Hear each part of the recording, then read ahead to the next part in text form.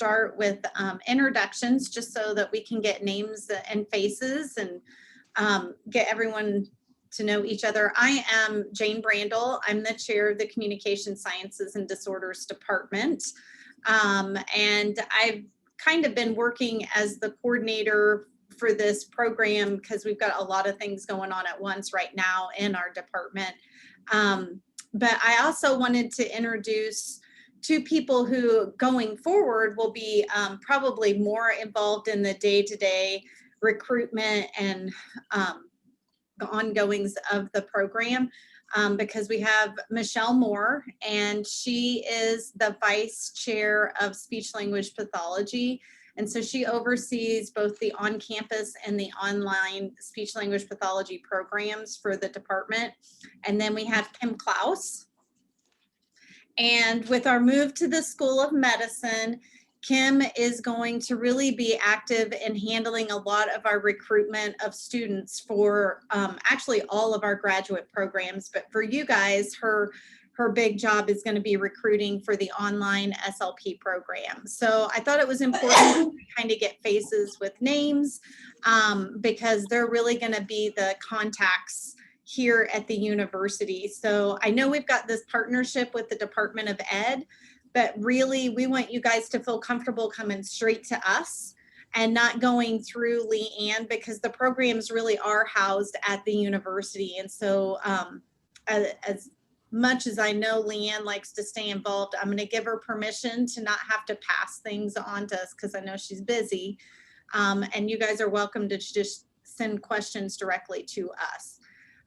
So with that, I'm going to kind of let you guys introduce yourselves and tell me which county, because other than Greenbrier County, I don't know where everybody is, because I will admit that I am a carpetbagger who has come here from Kansas.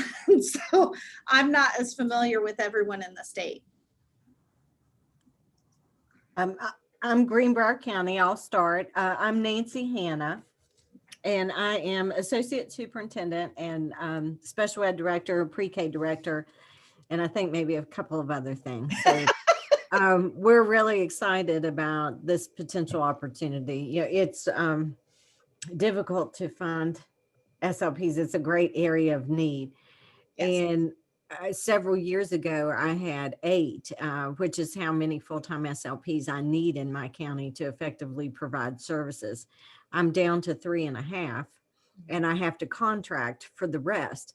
Now, the contractors provide great services, but it's expensive. Cost-wise, it actually ends up being, you know, pretty close to the same, really.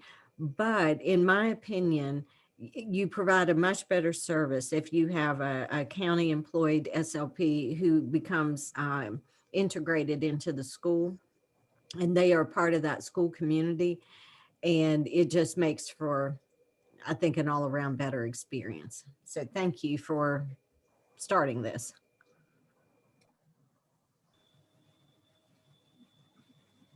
I'll go next. I'm Kim Kerr, and I'm in Pleasants County, and I'm the Director of Special Programs, which is a list that you don't want me to take up your time listing. But we had a very unusual situation for our small county. We've had the same 2 full-time speech therapists since I've been here. They're lifers. They've been integrated part of our school, our community, our county, and family, basically. And we had one retire kind of unexpectedly due to some health issues. And we're unable, obviously, to fill that position with a full-time person. Have had wonderful services that we've been contracting for. They've been fabulous. I couldn't have asked for anything more than that, other than we need a new family member. We need someone to be part of our school community. We need that go-to person. We need that person to sit in on our SAT meetings. We need that person to, you know all of the students by name, to be part of the teachers lounge conversations. We just need that person, because we feel like our speech therapists are more than just a therapist. They are actually they're our faculty and they're our friends. And so we really, really need that full-time community member as part of our staff. I was actually approached by someone who was interested in this program and became very, very interested in pursuing it after that conversation, and have been very excited to move forward with this opportunity.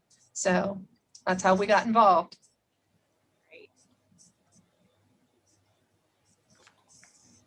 Can you hear me? Yes. Okay, I couldn't tell if it was muted or not. I can't see. I'm Shannon Noble, and I'm not anything with speech therapy for Mercer County. I'm special ed supervisor, and so in my responsibility, I do supervise our speech therapists. So that's why I'm here. And we have a lot of therapists. I think we have 15 therapists and maybe 5 teletherapists as well. And we're still wall to wall with kids. Libby, did you want to introduce yourself?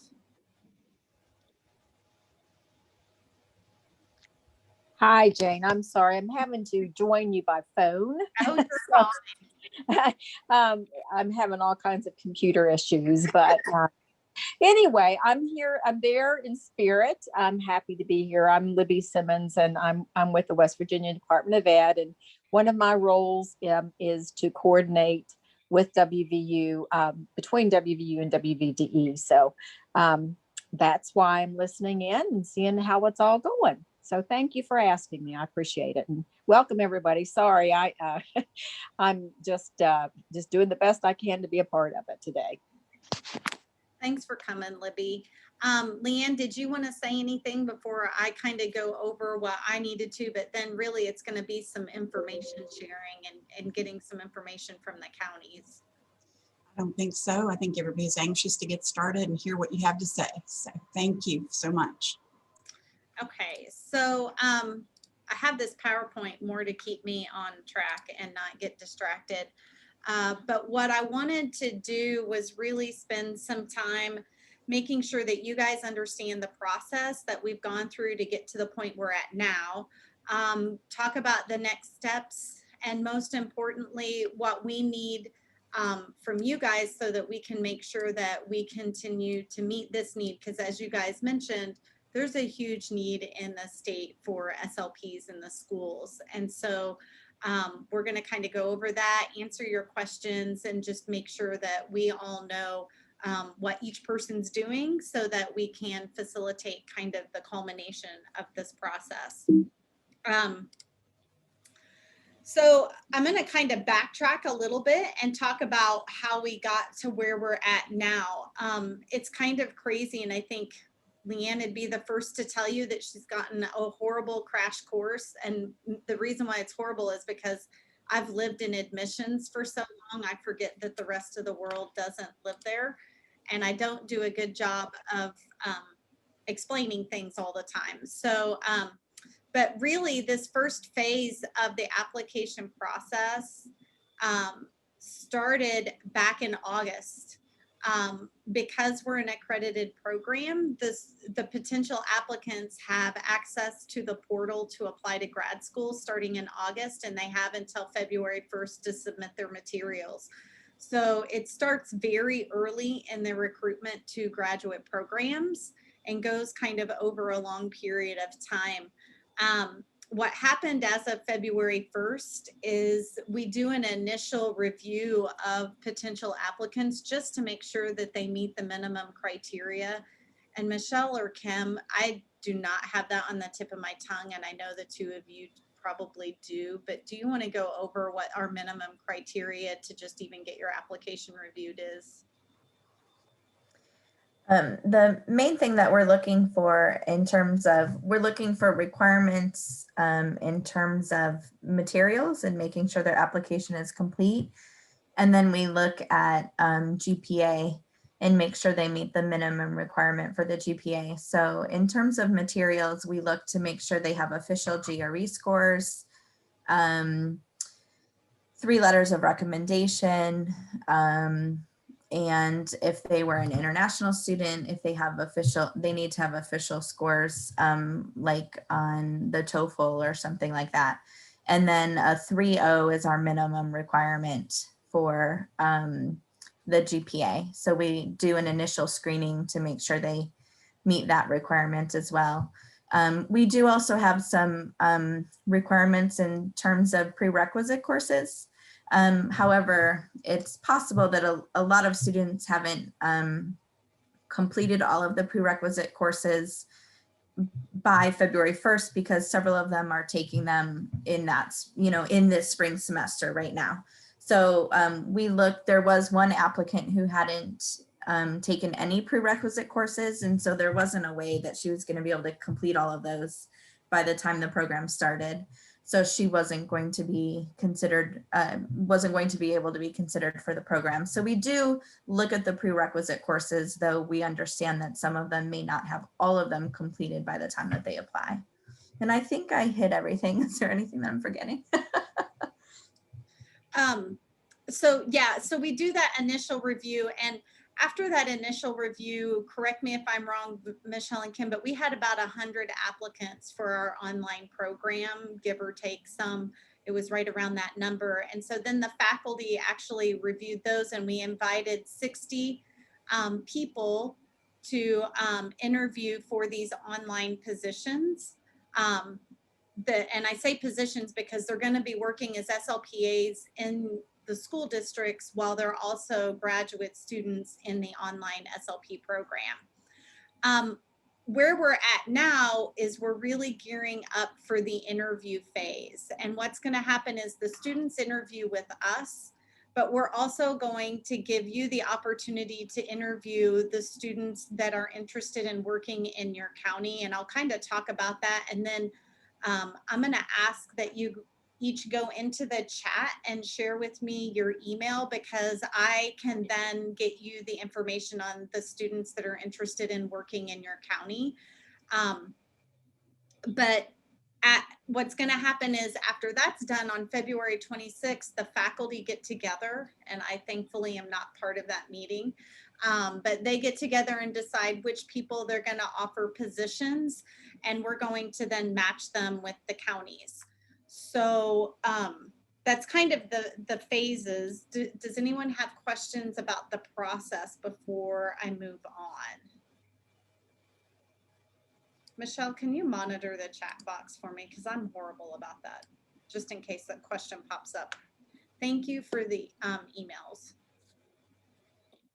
Okay, so where we're at right now is this fourth phase of this, where we're going to do the interviews, and we've got the list of applicants that would like to interview with the different counties, and I'm actually really excited about the list. Every county has at least 20 students that would be willing to come work in your county. So I feel like there's a large pool for everybody so that we can get the best student matched with the best county. You guys are going to do your interviews, and you're welcome to do that interview however you see fit. You can do it individually once we share with you the packet of information on the students that are interested in your district, or you can participate on that February 26th. We're going to be doing it. Oh, that's a good question.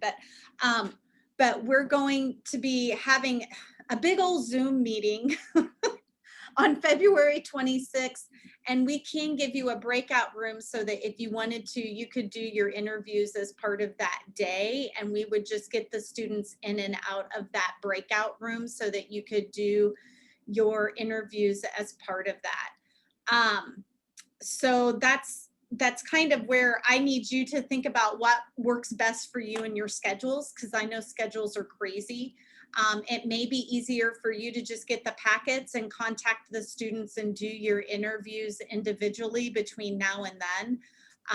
But it's really up to you as to how you want to do that. What we need from you after you do your interviews is to let us know if there is an applicant who is not a good fit for your district. Now, I ask that you kind of keep an open mind and don't get me down to just one student, because there's the possibility, because these students may be accepted at multiple schools, they may be accepted to our on-campus program and choose to go there instead of the online program. So if you can give me as many students that you feel would be a good fit for your county, then that will just give us the flexibility that if one student doesn't accept, we can go to the next person on the list until we get a match for you. And so that's just something to kind of think about. Like I said, you know, your one option for the interview is to do it online on your own. And I do say online because we do have applicants from out of state.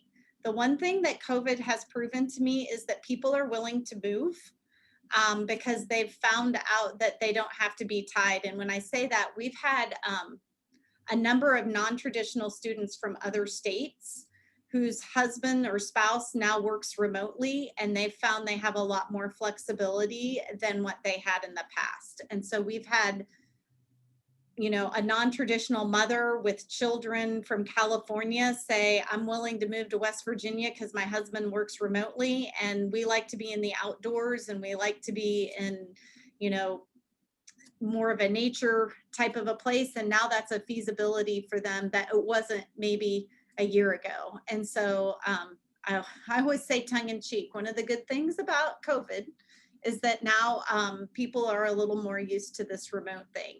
So you may be able to do that online beforehand, or you can participate in the interview day for us on that February 26th. We just need to know so that we make sure we have enough breakout rooms and we have everything organized and scheduled for you.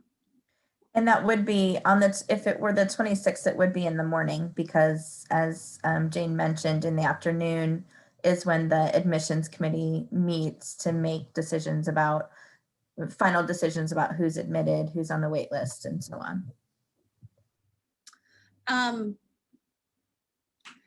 So what's going to happen after that 5th phase, as I said, the first week of March, we'll be sending out letters of offer to the applicants.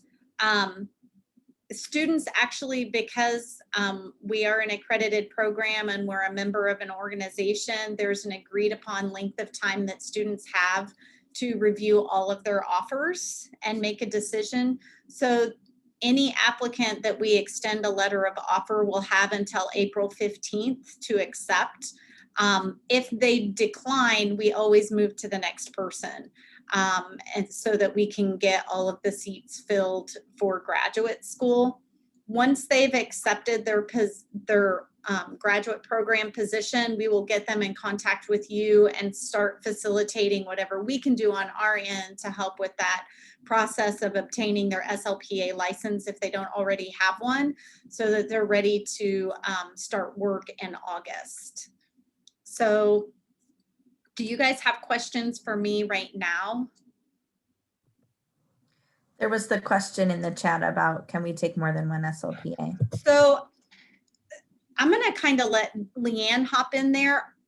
I want to say yes, only that I would also have to check with the faculty because right now we've already expanded. Originally, we were thinking 10 students in a cohort, but we've expanded to 13.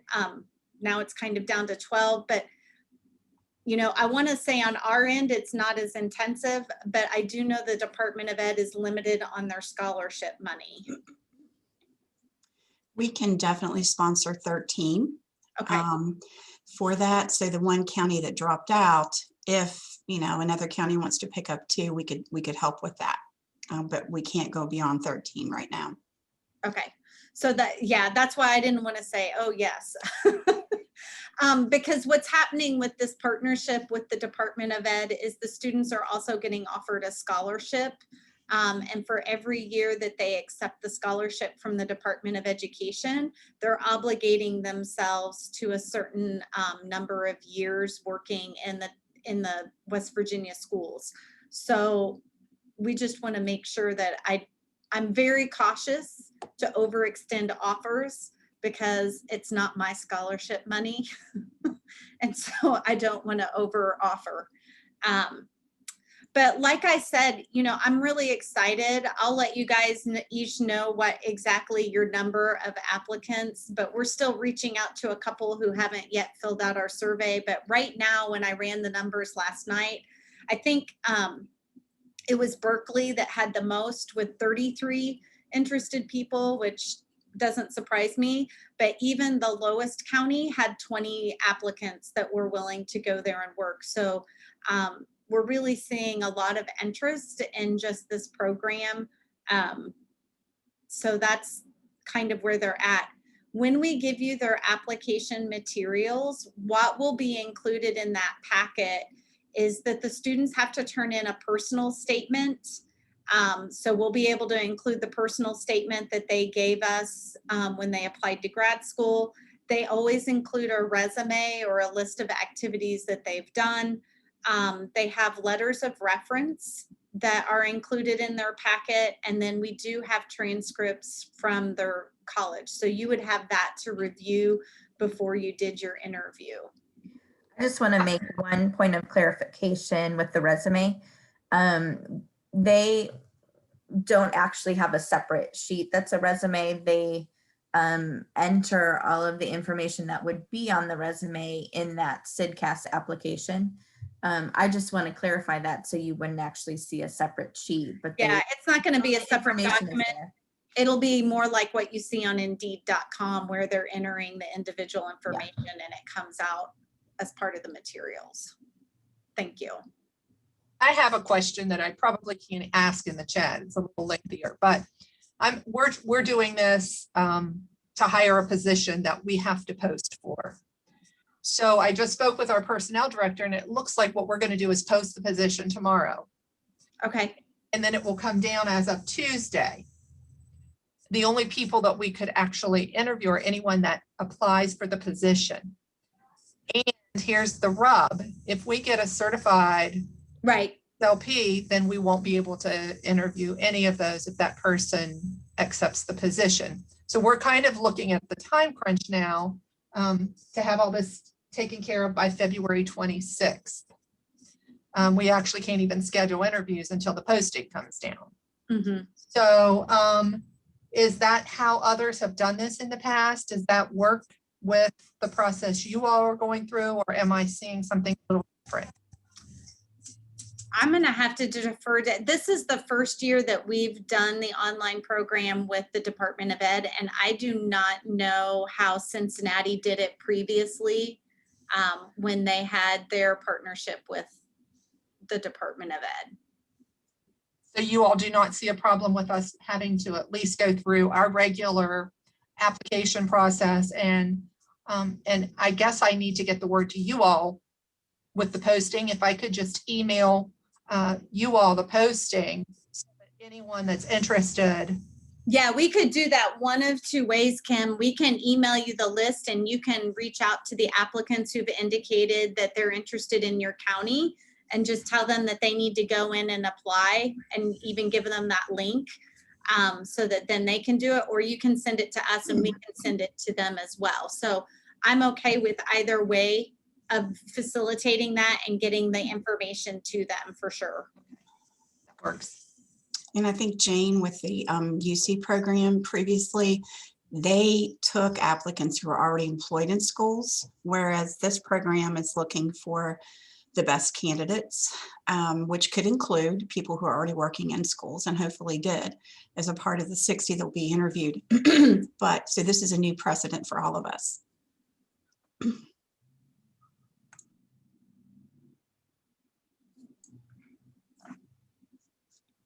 Are there other questions? There was another question in the chat about how you want people to contact. I think as long as we know how you're doing the process, we don't need to be involved in the process, but if we know that you're doing it beforehand, then we won't get you scheduled as part of the day's activities on the 26th. So, I mean, I don't need to know exactly what it's going to look like, but I think you know, Michelle and I would just appreciate knowing so that we make sure that we have everything running smoothly. Because we also give the students individualized schedules for that day so that they know what meetings they have and what meetings and when those are happening. Because a lot of them are still in classes, especially now that it's not on campus. Some of them may be coming in and out of their classes at their particular programs, in addition to participating in the activities we have going on that Friday morning. So yeah, just for us, it's just so that we know what you need from us so that we can kind of follow up from there.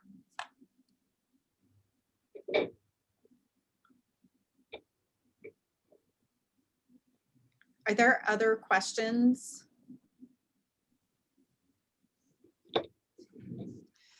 Jane, the only thing I would say, excuse me, that needs to be considered is the fact that if there are, you know, BA students who are not working in the schools currently and who are potentially going to be employed by the schools through this program, the certification process to get the SLPA authorization can sometimes take up to 6 weeks to 2 months. So, you know, just know that that's going to be a factor as far as the people who will be selected by the counties. Leanne, are you going to need, because they have to be done with their bachelor's degree before they can apply, correct? Yes, yes. So they wouldn't even be able to apply until their transcript is finalized in early June. If they're just graduating this semester, yes, that's true. Okay. Yes, we can't accept any written letters that say they will be Right. graduating and that kind of thing. They have to have it on the transcript they were awarded the degree.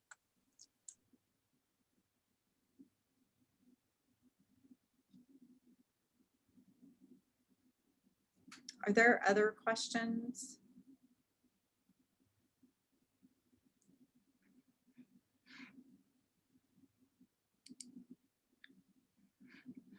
So I think if you guys can just let me know if it's okay for us to email you the information that we have. If you want, it sounds like Kim may just have them resubmit straight to her county through their application portal, in which case I don't know if you want the materials that we've had them already submit. So I guess that's the kind of information that would be helpful to us, because if you just need a name and a contact email, we can get that to you probably here in the next 15-20 minutes because it's already in my spreadsheet. But I think if you want the actual applications, that's going to just take a little bit longer to get downloaded.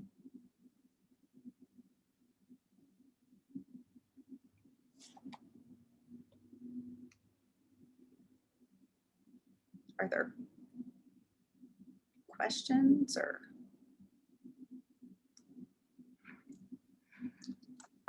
It looks like Mercer County is requesting the materials be emailed to Shannon. Right. Yeah, okay. I didn't know if you could see that or not. Sorry.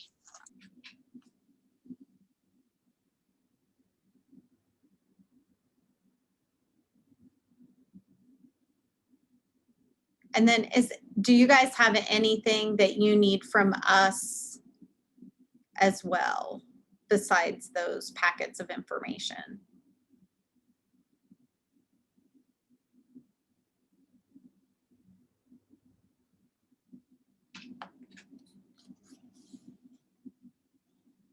Okay.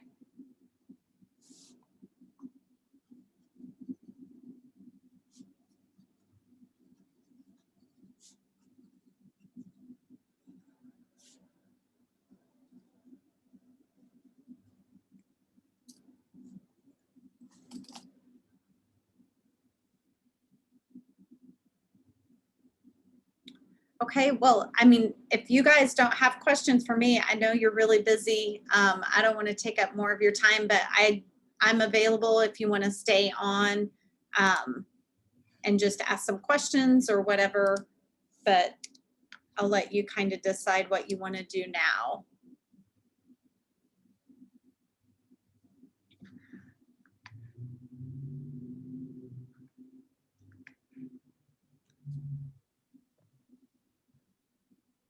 And please, I know Dr. Moore shared her email. Please take a minute to just jot that down, because you can always go right back to us if you have questions or if you're like me, about 5 minutes later, you finally have the question come to your mind.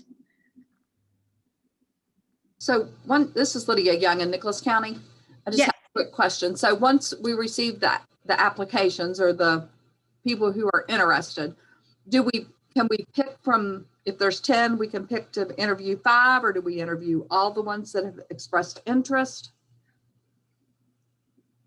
I would recommend interviewing them all, just because we don't have any guarantee that the 5 that you would pick will choose to come to WVU. And so it's just, Okay.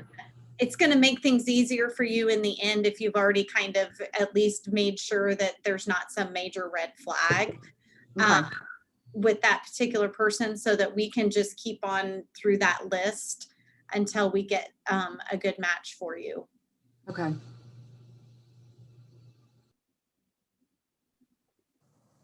This is where you're glad you're not Berkeley that has 33.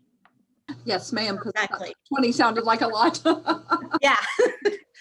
Thank you. It's a good and a bad problem, right? Yes, yes. Thank you.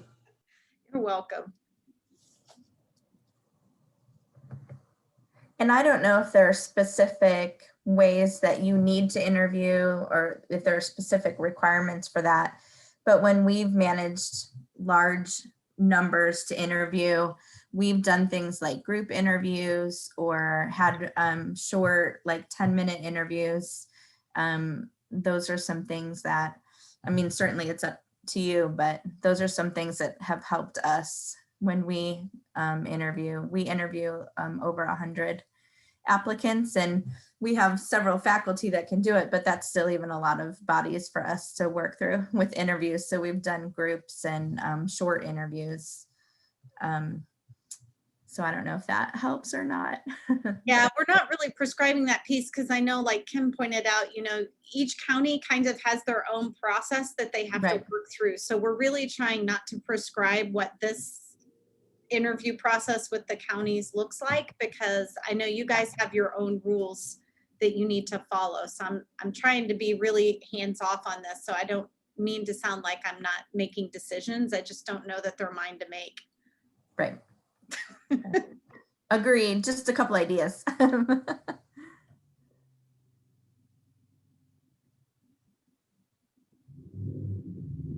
And one of the other strategies that you might have is, I mean, we can probably give you the list in the ranking order that the students are right now, so that if you wanted to only go through the top number, and then if we end up needing to go past that, you can go back into that pool and meet with them and see what you want to do. So you might, I think Michelle usually calls them tiers. She'll have a tier 1, a tier 2, and a tier 3. And then that way you kind of know, there's a possibility, because in the process, usually we're looking for red flag students that just don't seem to be a good fit. And so there's a possibility that and that's usually not very many, but every once in a while we find someone who just doesn't have good bedside manner. And so this is the person that, even though they may have the best GPA or the best whatever, we end up not offering a seat because there's just these other issues at hand. So we usually like to have a couple, but I can kind of when I give you the names, they'll be in the rank order that they are for our list. And then you can kind of create your tiers so that you're not having to go too far deep into your pool. It's Lydia Young again from Nicholas County. A quick question. So, and listening to today, these are people who are applying to be accepted into a program who may end up working in our counties. Is that correct? Right, but they're only going to be offered, when they get their letter of offer from us, they will only be offered a position in one county. So It's not like they will be offered your county and another county in West Virginia. Okay. We're Okay. only giving them the option of this particular county. So if they decline our program, they also decline the county. Okay, And if they decline the county, they're declining the online program. So okay. Right. this is one of the things we're really emphasizing to them, and we've been over it a lot, is that this is not a negotiation. This is a match, kind of like medical schools do, Right. type of thing. And so, Because in my mind, I'm thinking of this, I've had psychology interns work in my county before. And it's kind of like this. We work with Marshall Graduate College, and we do go through, I'm going next on this Friday, talking with them to try to find a match to come to our county to be an intern. yeah, that's In my exactly mind, right. that's what we're kind of doing here. So I hadn't even really, we're down to speech teachers, and we've advertised for them, and we can't get any therapists to come. So in my mind, this is kind of how we're doing. And I hadn't even thought about it, like going through the posting process yet, because I thought it was more like that internship that we do a mutual agreement with the college. Yeah, this is really not us really getting involved with the SLPA position, because that is completely through the counties. Okay. So the county will have an MOU with the State Department of Education as far as the stipends and the requirement to work in the schools.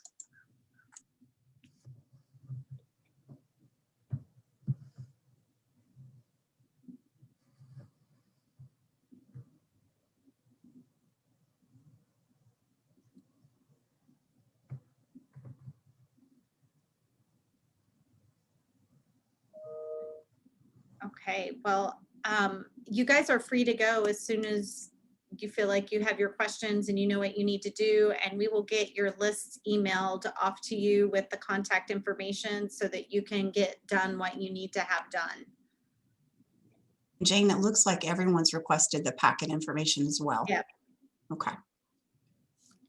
And what I may do to facilitate that is get you the list first, so that if you need to email them to do that, you can get started on that. And then we'll get you the packets of information probably within the next 48 hours.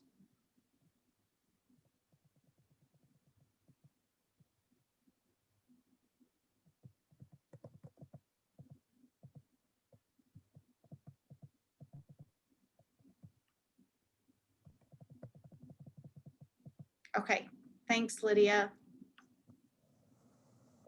Michelle will put you in the schedule. Got it. Thank you. Thank you. Thanks everyone for joining. Jane, I will send out a reminder to the rest of the directors for the Thursday meeting. Okay, and I'll also include the link for today's meeting, Leanne, so that if they Okay. know they already can't make it, they can go ahead and watch it. Okay, that sounds great. I appreciate it. Thanks so much. Thank you.